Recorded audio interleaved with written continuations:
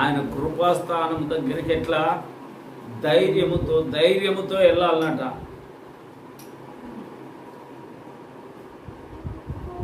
ఇప్పుడు పోలీస్ స్టేషన్లో ఒక కేసు ఉంది అనుకో, నీది ఒక తప్పు చేసావు, ఆ తప్పు మీద ఒక కేసు వేశారు. పోలీస్ స్టేషన్కి ఎట్లా పోతారు? భయంతో పోతారా లేదా? కానీ తప్పే చేయలే, కానీ ఆడ నీ మీద కేసు పెట్టారు, ఎట్లా పోతారు? దేవునికి స్తోత్రం. తప్పు లేకుంటే ధైర్యం వస్తుంది. దేవునికి మహిమ కలుగును గాక. దేవుని బిడ్డలారా, సమస్తమును విడిచిపెట్టి ముందుకు సాగిన వారు, సమస్తాన్ని వదిలిపెట్టి ముందుకు సాగిన వారు మనకు మాదిరిగా ఉన్నారు. వారి జీవితం మాదిరిగా ఉంది, వారి త్యాగం మాదిరిగా ఉన్నది. ప్రభు అయిన దేవుడే మనకు మాదిరిగా ఉన్నాడు. ఆయన మహిమను వదిలిపెట్టాడు, ఆయన సింహాసనమును వదిలిపెట్టాడు, ఆయన పరలోకాన్ని వదిలిపెట్టాడు, ఆయన తండ్రి మెప్పును వదిలిపెట్టాడు. దేవునికి స్తోత్రం. దేవునికి మహిమ కలుగును గాక. ఆయన వదిలిపెట్టాడు కనుకనే తండ్రి మెప్పు పొందగలిగాడు. మనం కొన్న దేవుని కొరకు వదిలిపెడితే మనం యేసయ్య మెప్పు పొందుతాము. దేవునికి స్తోత్రం.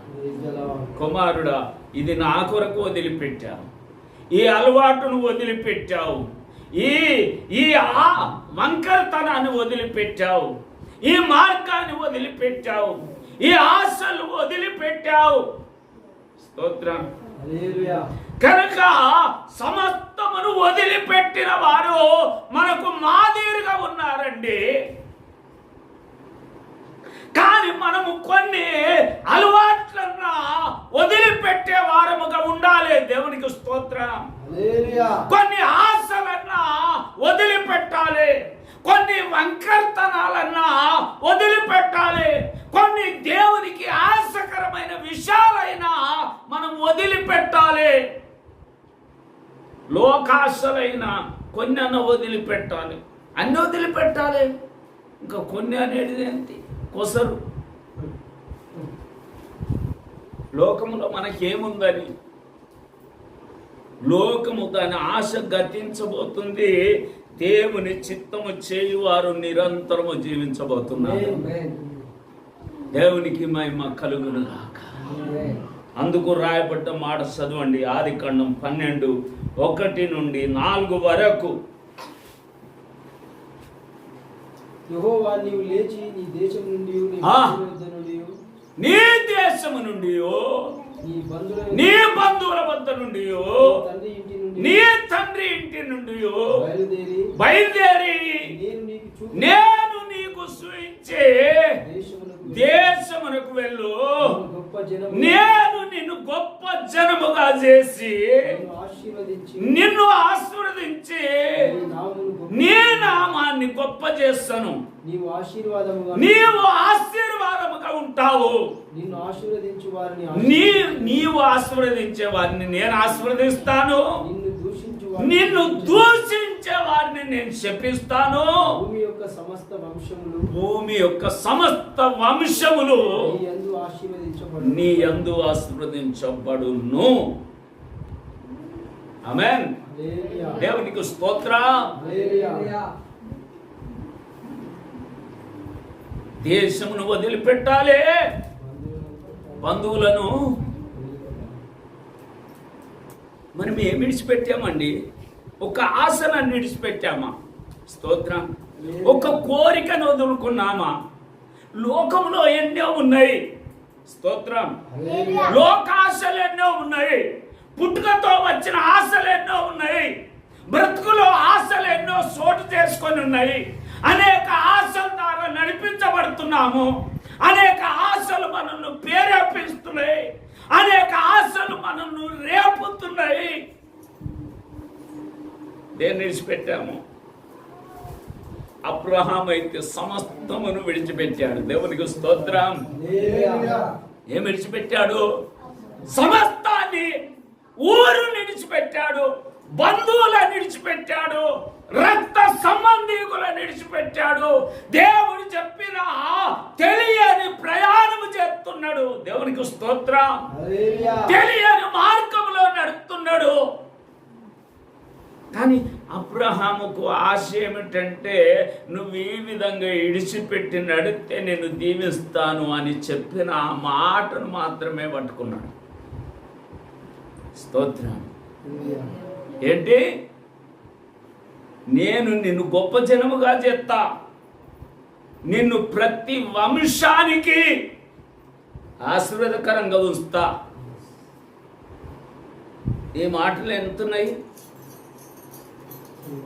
చాలా చిన్నగా ఉన్నాయి. దేవునికి స్తోత్రం. కానీ ఇడిచిపెట్టాలి అన్న మాట గుండె వలిగినట్లుగా ఉన్నది. నువ్వు వదిలిపెట్టాలి, నువ్వు విడిచిపెట్టాలి, నీ ఊరిని విడిచిపెట్టాలి, నీ పట్టణాన్ని విడిచిపెట్టాలి, నీ బంధువులను విడిచిపెట్టాలి, నువ్వు బయలుదేరాలి అన్న మాట ఎట్లుందంటే గుండె వలిగినట్లుగా ఉంది. స్తోత్రం.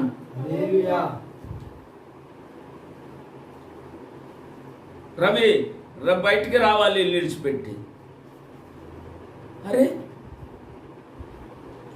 ఎటు పోవాలయ్యా? ఎటు పోవాలి అసలు?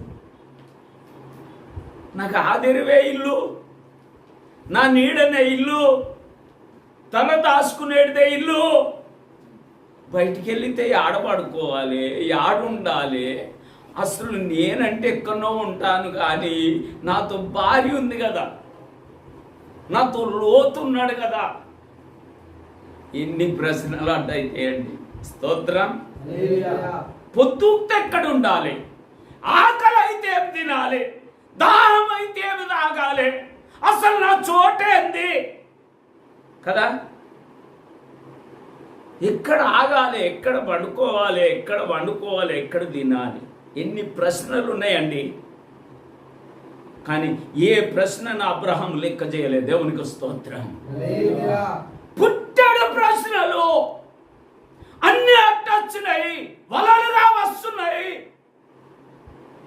కానీ దేవుని ఒకే ఒక్క మాటతో అన్ని పక్కకి వెళ్ళిపోతున్నాయి. దేవునికి స్తోత్రం. దేవుని ఒకే ఒక్క మాటతో నువ్వు విడిచిపెట్టే నేను నిన్ను దీవిస్తాను, నువ్వు విడిచిపెడితే నిన్ను వంశాలకు గొప్పవానిగా చేస్తాను అన్న ఆ దేవుని చిన్న మాటలు ఈ వలలుగా వస్తున్న ప్రతి ప్రశ్నను కొట్టేసుకొని పోతుంది. ప్రయాణం ముందుకు సాగుతూనే ఉంది. దేవునికి స్తోత్రం. ఈ మధ్యలో ఎన్నో ఎన్నో ఎన్నో ఎన్నో నాకు ఎదురైనవి. దేవునికి మహిమ కలుగును గాక. కానీ దేవుడు నాకున్నాడు అన్న ఒకే ఒక్క నమ్మకముతో అన్ని పటాపంచలైపోయినాయి. దేవునికి స్తోత్రం. దేవుడు నాకున్నాడు, నేను సేవించే దేవుడు నాకున్నాడు, నేను ప్రకటించే దేవుడు నాకున్నాడు, నేను బోధించే దేవుడు నాకున్నాడు అన్న కొన్ని మాటలతో వచ్చిన అన్ని ప్రశ్నలు పటాపంచలైపోయి పక్కకి వెళ్ళిపోయినాయి. దేవునికి స్తోత్రం. ప్రయాణం ముందుకే సాగింది. ఆలోచించండి. అబ్రహాము సమస్తమును విడిచిపెట్టాడండి. దేవునికి స్తోత్రం. ఇప్పటికీ నమ్ముకుంటున్నాం మనము,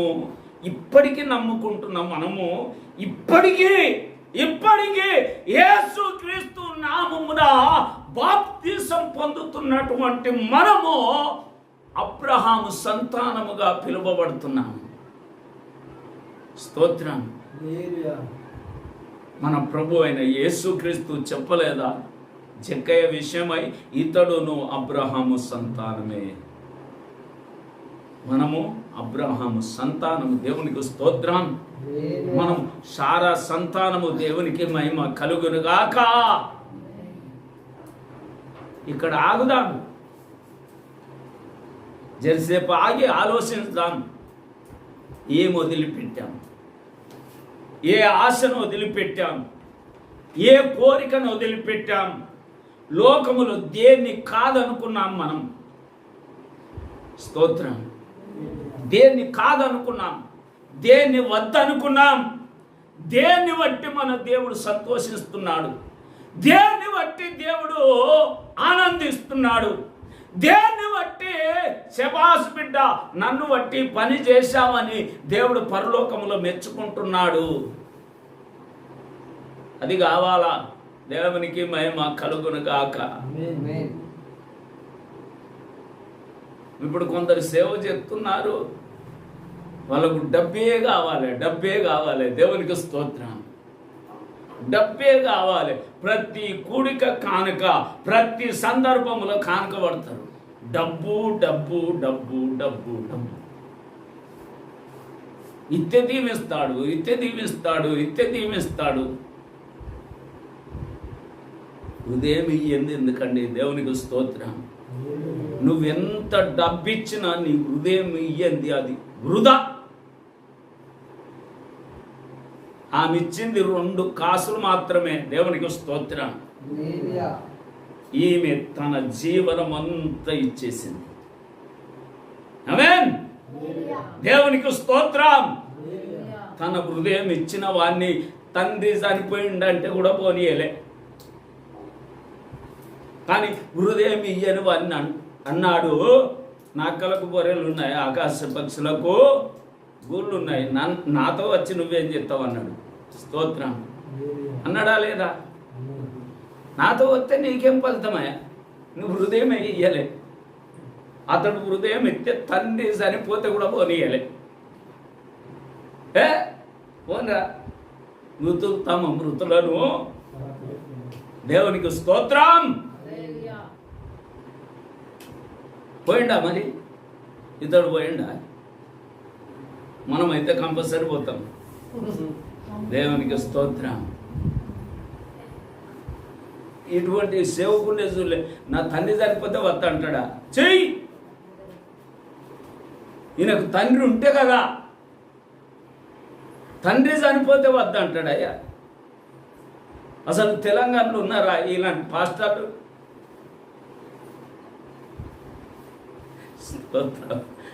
హల్లెలూయా.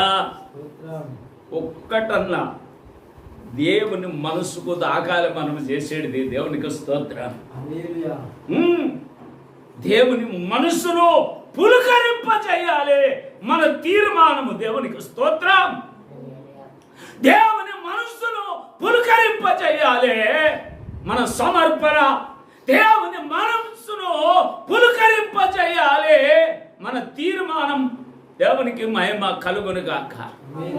అబ్రహాము తీర్మానం, అబ్రహాము తెగింపు, అబ్రహాము విడిచినటువంటి విషయాలు, అబ్రహాము ముందుకు సాగిన విషయాలు దేవుని మనసును పులకరింపజేసినాయి.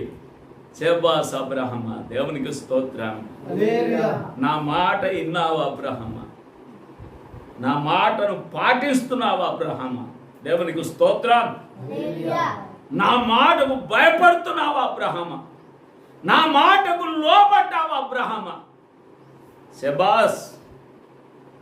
అనుకున్నాడా లేదా దేవుడు? శబాష్ అనుకున్నాడు కనుకనే దీవించాడు. దేవునికి స్తోత్రం. దేవునికి మహిమ కలుగును గాక.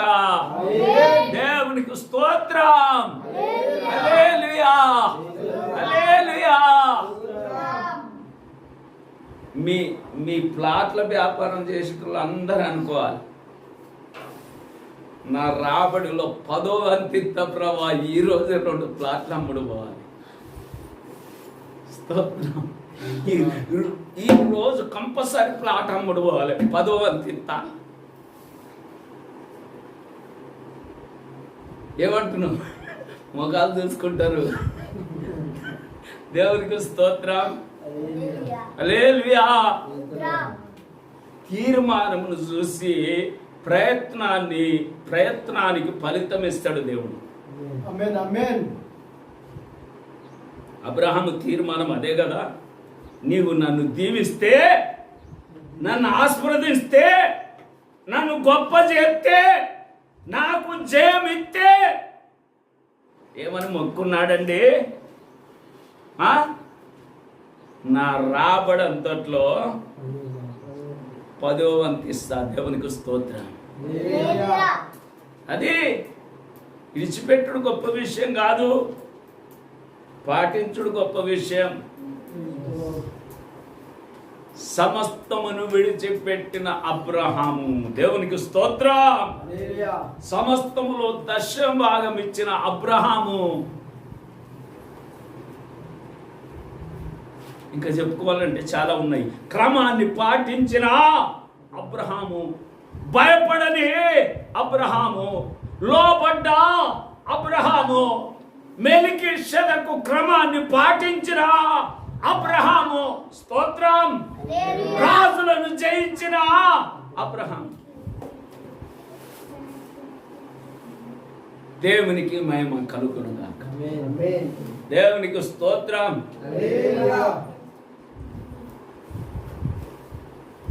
మంచి కత్తెర బట్టలు వేసుకోవాలి. దేవునికి మహిమ కలుగునుగాక. ఇప్పుడు ప్లాట్లు చూసటానికైతే మీ దగ్గరకు పోతే పని అవుతుందని అనుకోవాలి. అటు పోయేటోడు ఇటు రావాలి. దేవునికి మహిమ కలుగునుగాక. అట్లా వెలుగుగా ఉండాలండి. వెలుగు వద్దకు మనుషులు వస్తారు. యోహాను ఎట్లున్నాడు? అడవిలో ఉన్నప్పటికైనా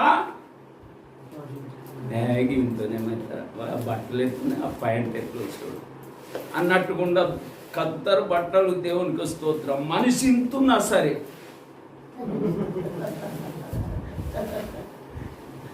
బట్టలలో చూపించాలి, మాటలో చూపించాలి. అటు వేరే ఆఫీస్ దగ్గరికి పోతుండనుకో, కాదు ఫలానా దగ్గరికి పోతే అయిపోయేటట్టుంది. ఆ మనిషి ఎట్లున్నాడు చూడు, ఆ బట్టలు ఎట్లున్నాయి చూడు అని అట్లా పోయేటోడు ఇట్లా రావాలి. నేను స్టార్టింగ్లోనే చెప్పాను, యాదగిరి అన్న రియల్ ఎస్టేట్లో నువ్వు దొరపడ్డావు కనుక గడ్డం పెంచుకోమని. గడ్డం ఉంటే 500 నోట్లు కొన్ని అన్నీ ఎక్కువ వస్తాయి. దేవునికి స్తోత్రం. హల్లెలూయా. అబ్రహాం అట్లా బ్రతికాడండి. దేవునికి స్తోత్రం. అబ్రహాం జీవితం ఆ విధంగా కొనసాగింది. సమస్తమును వదిలిపెట్టిన అబ్రహాం, సమస్తములో లోబడ్డ అబ్రహాము. దేవునికి స్తోత్రం. సమస్తములో దీవించబడ్డ అబ్రహాము. ప్రతి వంశానికి, ప్రతి గోత్రానికి ఆశీర్వాదకరంగా ఉన్న అబ్రహాము. నేటికి మనకు తండ్రిగా ఉన్న అబ్రహాము. స్తోత్రం. ఈ ఆధిక్యతలన్నీ ఎక్కడి నుండి వచ్చాయి? ఈ పేరు ఎక్కడి నుండి వచ్చింది? ఈ ఆధిక్యతలు ఎక్కడి నుండి వచ్చినాయి? అబ్రహాముకు లోబడ్డందున. స్తోత్రం. లోబడి ఇడిచిపెట్టినందున. ఒక్కటి ఇడిచిపెట్టాం మనం. అన్ని మనతో ఉండాలి, మనం వాటితో ఉండాలి. యేసు రక్తమే ప్రియమైనటువంటి దేవుని బిడ్డలారా, ఇక్కడ చదవండి. రాజులు 19 నుండి. ఏలియా అతడి నుండి పోయిన తర్వాత అతనికి షాపాతు కుమారుడైన ఎలీషా కనబడెను. తన ముందరనున్న 12 అరకల ఎడ్ల చేత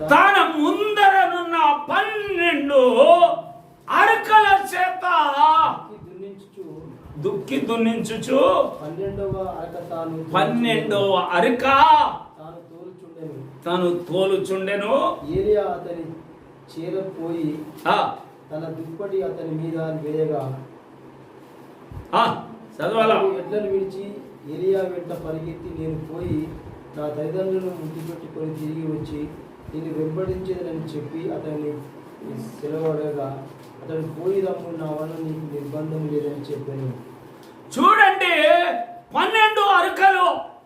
1 2 3 4 5 6 7 8 9 10 11 12 అరకలు ఎనుక. అంటే ఎలీషా సమస్తములో సవరణ చేసే వ్యక్తిగా, కనిపెట్టే వ్యక్తిగా 12 అరకలో 11 అరకలో లాస్ట్ అరక, స్తోత్రం, అంటే సవరణ చేసేవాడుగా, కనిపెట్టేవాడుగా ఉన్నాడు. నేను కూడా నాగలు దున్నినండి. ముంగటి నాగలు తప్పు పోతే అది కొంచెము, ఇప్పుడు సాల్పున సాల్వ్ పోవాలి కదా, సాల్పున సాల్వ్ పోక ఏమవుతుందంటే కొంచెం అల్పల దాన్ని ఇట్లా పొడిచినామంటే ఆడ ఏమవుతుంది, అల్పల అవుతుంది. అల్పల అంటే ఏంటి చెప్పండి?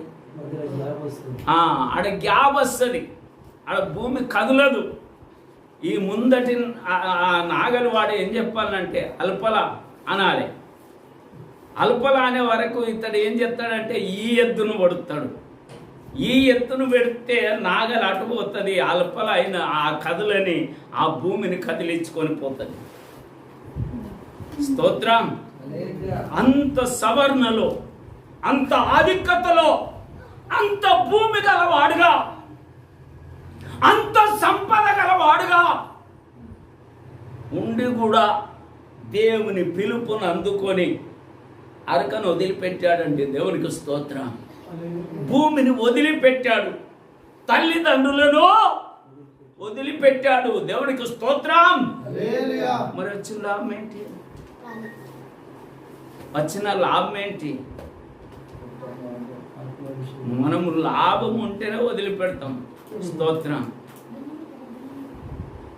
ఇవాళ ఆదివారం వాళ్ళ దగ్గర రిజిస్ట్రేషన్ ఉంది, ప్లాట్ అంటే వస్తారా చర్చ్కు?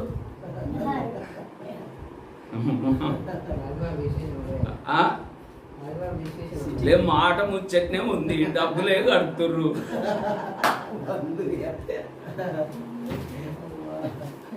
స్తోత్రం.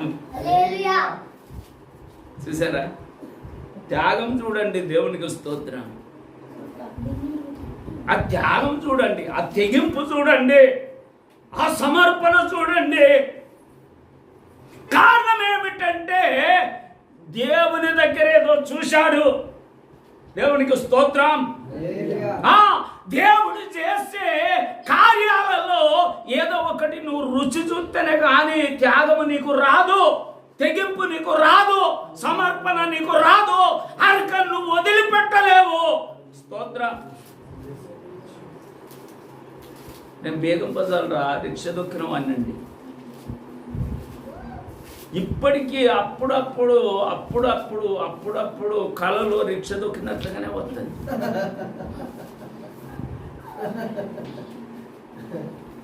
నేను అనుకుంటున్నాను, దేవా నీ చిత్తమైన రిక్ష దొక్కుట, నీ చిత్తానికి వ్యతిరేకంగా చేసిన అని అనిపిస్తుందండి. స్తోత్రం. అని దేవుడు రిక్ష దొక్కుమన్నాడు, దేవుడు అడక్క తినమన్నాడు, దేవుడు కూలివానిగా ఉండమన్నాడు, దేవుడు బానిసత్వంలో ఉండమన్నాడు, దేవుడు తలంచుకోమన్నాడు. దేవునికి స్తోత్రం. దేవుడు గొప్ప చేస్తే మనం గొప్ప వారం అవుతాము. దేవునికి మహిమ కలుగును కాక. దేవునికి స్తోత్రం. మరి ఇంతగా ఇడిసిపెట్టినటువంటి ఎలీషాకు ఏ ఆధిక్యతలు ఇచ్చాడండి?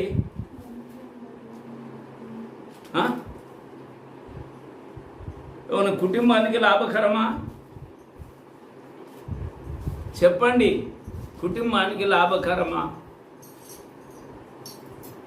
జీవితానికి లాభమా? దేనికి లాభం? దేనికి లాభం లేదు.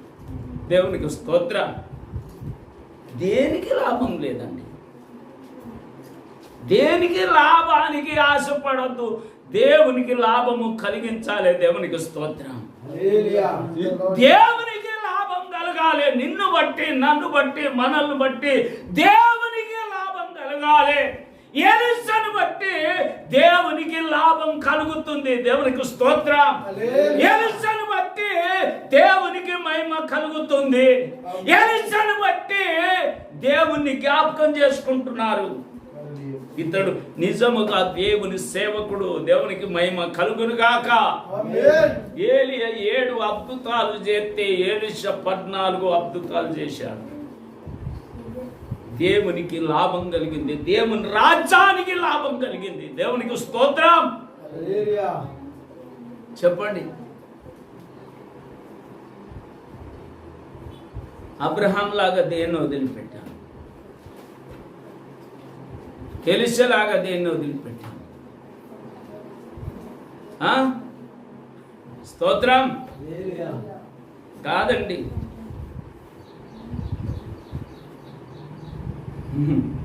వెంబడించినట్లే వెంబడించారు, విడిచిపెట్టినట్లుగానే విడిచిపెట్టారు.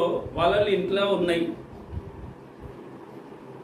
యేసయ్య సిలువ వేయబడ్డాడు, చనిపోయాడు, పోయట్టి అందుకున్నారు. మనలో వాళ్ళ మనుషుకో వాళ్ళు అందుకున్నారు. పని అయిపోయింది పని. ఒక్క శాప పడదు. దేవునికి స్తోత్రం. ఒక్కడి పడవచ్చు కదా. పరకను, ముళ్ళ శాపను, రొయ్యను ఒక్కటన్నా పడాలి. ఒక్కడి పడదు. అందుకనే ఏది వదిలిపెడతలేము కనుక మనకు ఒక్కటి రాదు. దేవునికి స్తోత్రం. కానీ వాళ్ళు సమస్తమును వదిలిపెట్టారు. దేవునికి మహిమ కలుగును గాక. అబ్రహాము లోబడ్డట్టుగా, ఎలీషా లోబడ్డట్లుగా ఆయన మాటకు లోబడి వలెత్తే ఇట్లా అంటే బరువు తగ్గుతున్నాయి, ఇట్లా అంటే బరువు తగ్గుతున్నాయి. లాగితే చెడపడ కొట్టుకుంటున్నాయి వలలలో. దేవునికి స్తోత్రం. నింపి పడేసిరండి ధోని. దేవునికి మహిమ కలుగును గాక. నింపి పడేశారు.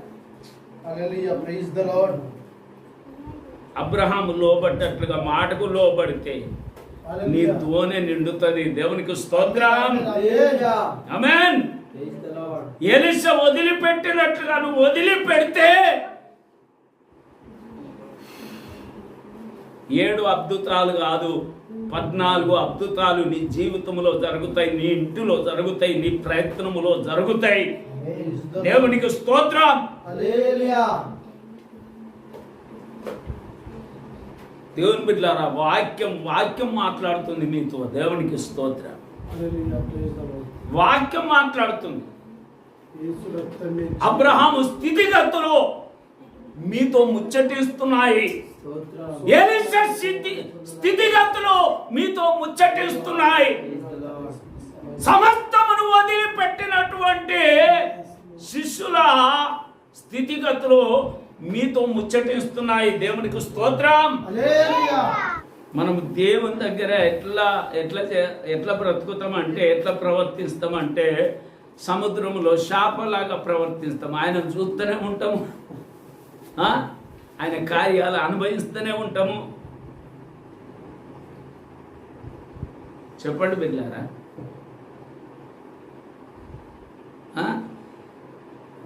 ఇది మీకు ప్రశ్న కాదా? స్తోత్రం.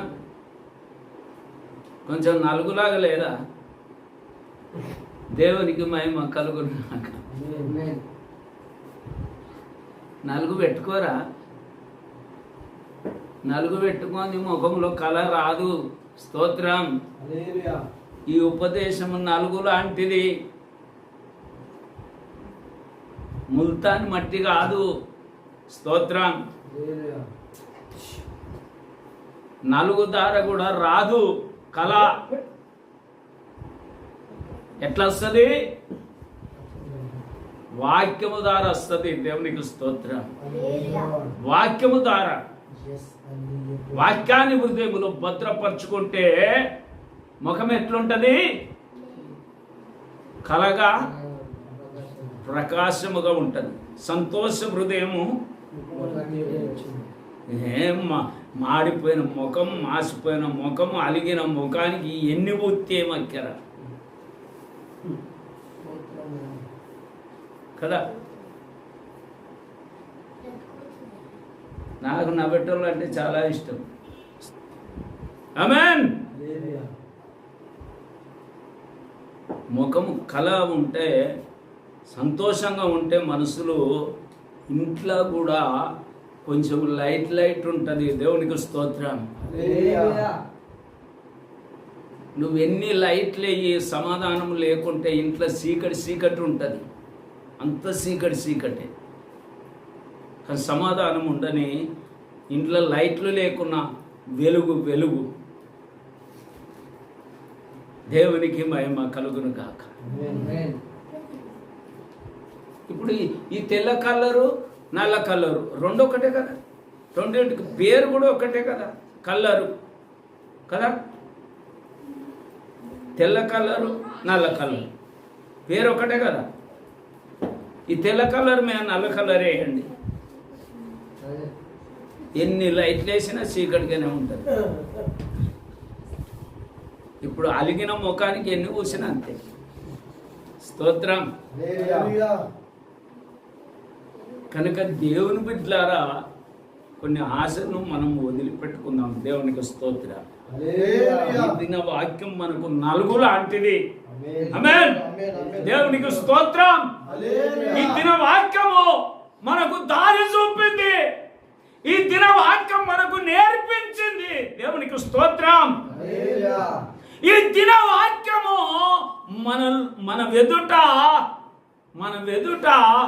కొందరిని మాదిరిగా ఉంచింది. ఇంకా దారి చేసుకొని అవసరం లేదు. మనం వారు నడిచిన దారి పొన్న నడిస్తే చాలు. స్తోత్రం. Praise the Lord. వారు నడిచిన దారి పొన్న నడిస్తే చాలండి. నీకు కష్టమే లేదు. నువ్వు దారి చేసుకోవాలంటే చాలా కష్టం కదా. వారు నడిచారు కనుక దారి పడ్డది, ఆ దారి పన్ను వెళ్ళిపో. నీ కన్నులు ఇటు అటు చూడక నీ ముందర సరిగాను సూటిగాను ఆ దారి పన్న చూస్తే చాలు. స్తోత్రం. హల్లెలూయా. అందరం మోకరిస్తాం. దేవునికి స్తోత్రం చెల్లిస్తాం. Praise the Lord. అందరం మోకరిస్తాం. అవును ప్రభా. హల్లెలూయా. శిశులు సమస్తమును వదిలిపెట్టాడు. ఎలీషా భూమినే వదిలిపెట్టాడు.